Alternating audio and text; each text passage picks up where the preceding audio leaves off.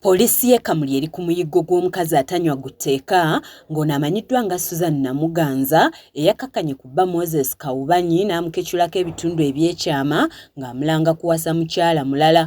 Kaseta.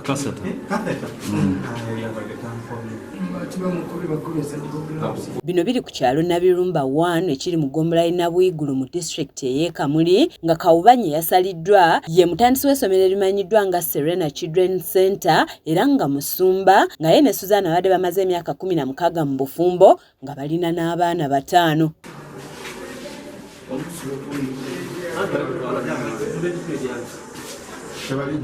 Kawubanyi gwe tusanze mu ddwaliro ekkulu e Kamuli gye yaddusiddwa okufuna obujjanjabi atutegeezezza nti mukyala we abadde yanoba olwo kwe kusalawo n'afuna omukazi omulala ng'olwakomyewo awaka yamugeza ava kunaaba n'amusala nga yasoose kumusala ku lubuto n'agezaako okwerwanako wabula omukazi n'amusinza amaanyi olw'ensonga nti yabadde mumalirivu okukakkana ng'amusazeeko ebitundu eby'ekyama.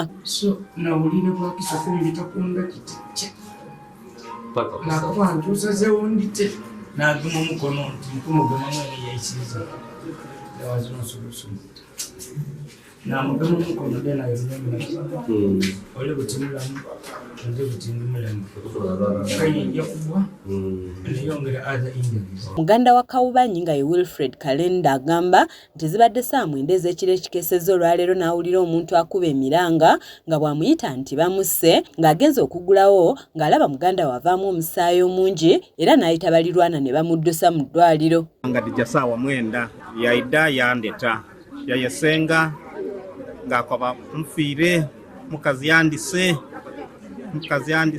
nfiire gyafuluma okufuluma nga nkwabukwatifu nandise aye ng'ali kudabaada musaayi nabaye tusobola kumubuuza mu kiseera ekyo olw'omusaayi ogwabaire omungi nti asaze akoze eki okutoolako okufuna mangu bwantambula kumuleeta wano. Ye mwannyina wa Kawubanyi nga ye Monica Swaga agamba nti yabadde ne mwannyina eggulo limu nga boogera ku nsonga ze ez'okuwasa nga yamutegeezezza nti mukyala we Suzana akyamwagala wabula tayagala bantu be n'okusingira ddala nnyina nga kye kyamuwalirizza okuwasa omukyala omulala anayaniriza ng'abantu be nga bagenze awaka. Yakaati ekinfuniisa omukazi tibutenda Susan.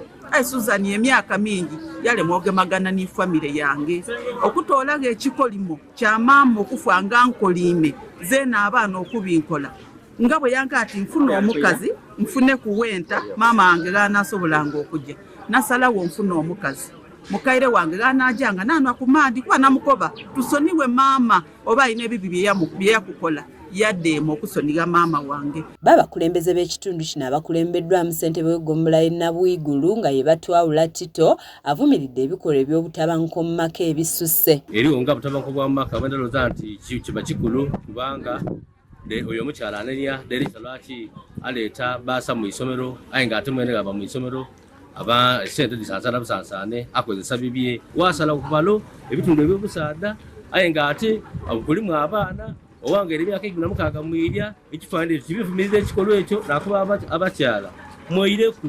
Omwogezi wa poliisi mu bbendobendo lya Busoga ey'omu Mambuka nga ye Kasaada Michael akakasizza bino era ng'agamba nti batandise omuyiggo gwa Suzaana asobole okuvunaanibwa. Frank Mpaata Muganza yakusakidde eggulire lino ku lwa KSTV agaaleero.